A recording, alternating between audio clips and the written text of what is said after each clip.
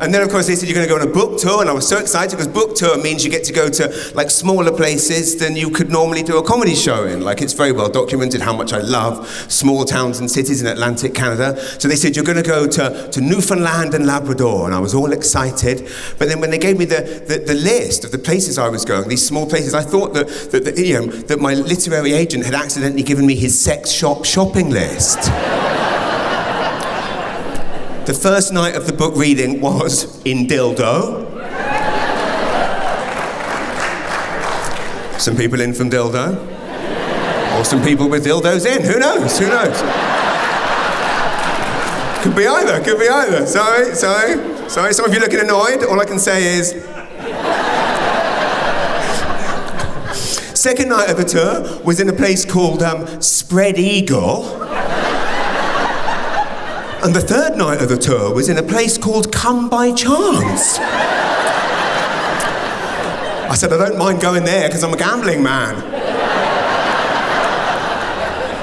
Anyway, I was told I had to, so I did that, and then I flew back about a week later to go to a place that kind of sounds like a porn star's name. It's Woody Point, okay?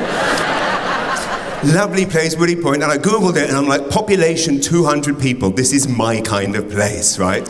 I'm so excited. I fly in to Deer Lake Airport, right? And I'm so excited to go to it. I'm picked up by a company called Martin's Taxi, right? It's about 10:30, 11 o'clock at night. It's late, I'm tired, I've been on the road. Get into the taxi, and the driver, Irene, she's very chatty. She says, oh, so it's about a 1 hour drive to Woody Point. But I'm going to take you the scenic route. And it's going to take about 2 hours. I'm thinking it's pitch black out. I can't see anything. Well, I know I didn't say that, obviously, because I'm Atlantic Canadian now. Okay.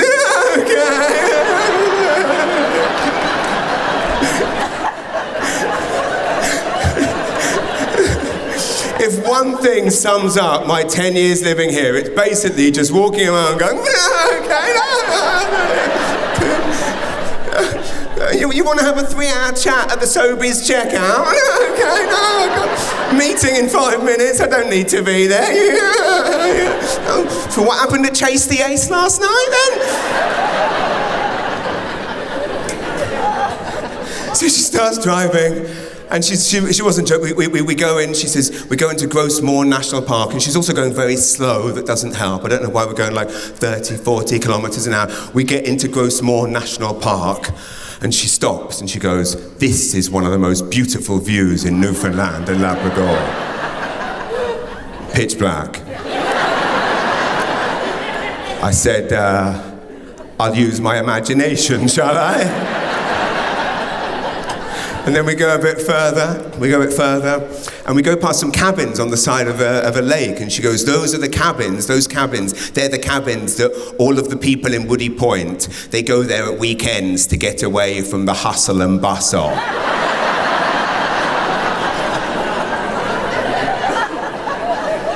I thought I must have Googled the wrong place here. So I said, oh, how many people are in Woody Point then? She said, 200. And then I thought about it, and I thought, well, I guess it kind of makes sense, right? Like, 200 people, like, you probably know all of them, right? Like, when I lived in London, there was 9 million people there, right? 9 million. Do you know how many people I knew in London? I knew about fucking 20. Right, now I live here, what's this city? Population 70,000, KV, another 15,000. I probably know about 40,000 people now. So the more small the place, the more you need to get away. And again, we still haven't nailed it here, and it's not even Woody Point, have we? Like, here we go, oh, I want to have a bit of fun this weekend, be a bit naughty, no one watching, let's go to the Algonquin, right? You get there, every fucker from here's there. Doing the same thing. Anyway, we get into Woody Point. And she says, your accommodation's there, and I'm like, oh, thank God. Then she says, but I'm going to take you round the town first. So we come down, she goes, that's the fire station. We got a fire engine last year. That's the library. We got the internet there last year. And I thought, this lady, I mean, she loves where she lives, which I'm so impressed by, and I just thought I'm just going to have to, I started to make a joke, and I said, well, you sure do know a lot about Woody Point. What are you, the bloody mayor? She goes, yes, I am the mayor. Mayor Irene Martin of Martin's Taxi. The mayor owns the local taxi service, and she is doing the late shift. And I'm thinking, why is she doing the late shift? This is amazing. This is classic entrepreneurial spirit in Atlantic Canada. What a beautiful thing. And I couldn't figure it out. And I'm like, this is amazing. But, I couldn't. And then we get to the Legion. She stops and she goes, you're going to need to know this. This is the Legion. This is where the cheapest beer in town is. I thought, well, she got the memo about me. That's good. And then it hit me, that's why she does it. So she can drive around late at night, picking up all kinds of drunken scoundrels, hear all kinds of secrets and deplorable behaviour. And as people get out of the cab, she says, I didn't see or hear any of that, if I can count on your vote in the next election. So watch out for Donna Reardon's taxi services. Opening soon here in St. John. And I was telling this story, and anyone hear another interesting coincidence? Also, that it turned out that Irene's sister, Cindy, lives here in Quizpam, and she works at the hospital. She's a nurse at the hospital. She also works with the nurse who is the sister of the nurse who delivered, the Trinidadian nurse who delivered me in 1978 in England, right? And it's a true story, true little coincidence. And if you don't know that story, and you do like stories like that, available on all good toilets. Now, I was telling this story at Long Bay, right, about 2 weeks ago, and I hear a little chatter going on. I'm like, what's going on there? And the guy right next to the stage, he goes, yeah, that's right, that's all true. Cindy's my wife. And Leon and Cindy are here tonight. Where are you? There they are, up there. That's Leon and Cindy right there. That is Mayor Irene Martin's sister and brother-in-law. See, how you doing, guys? Give Irene my love, tell her I love her, and don't tell her what I'm about to tell you, okay?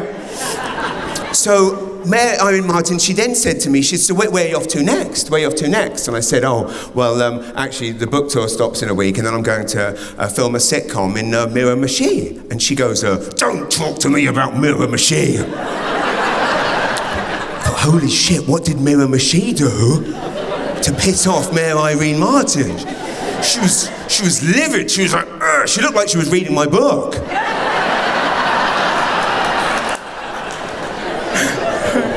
Proper angry, right? I said, and she goes, don't talk to Mirror-Mache. And I said, if you don't mind me asking, if it's not too sensitive a subject, like what did Mirror-Mache do to piss you off? And she goes, well, in 1904, I thought, holy shit, we hold a grudge in Atlantic Canada. But what went down in 1904? So she elaborates and she goes, well, in 1904, there wasn't much food on the rock. Just Newfoundland as it was then, right? Wasn't much food. And she said, a guy in Mirror-Mache, he sent over 2 moose, a male and a female, moose over to procreate. This is all true, by the way, if you don't know, right? 2 moose over to procreate, to create food for the rock. But unfortunately, because the moose were from Mirror-Mache, they were really horny, like really dirty. Like, you know what Mirror-Maches are like, right, Kerry? Right, we agree with me, right? It's Mirror-Mache. Yes, thank you, exactly.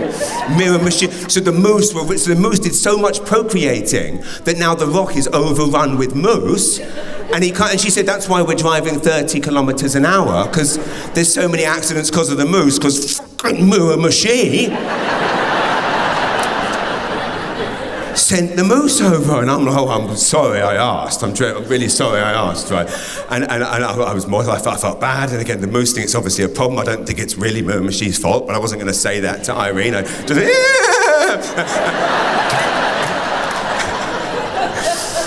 and then,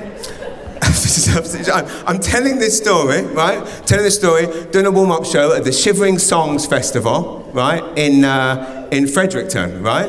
And Jen and Dwayne were in the room. They're witnesses to this, right?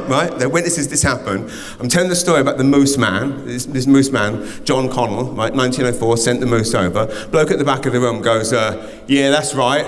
That's my great-grandfather. I said, if I was in any other part of the world, I would call bullshit.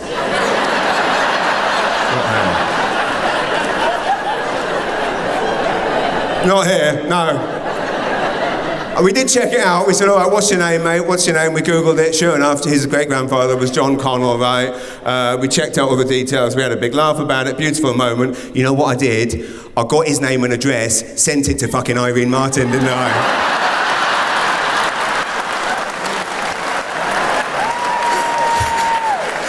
Ah, yes.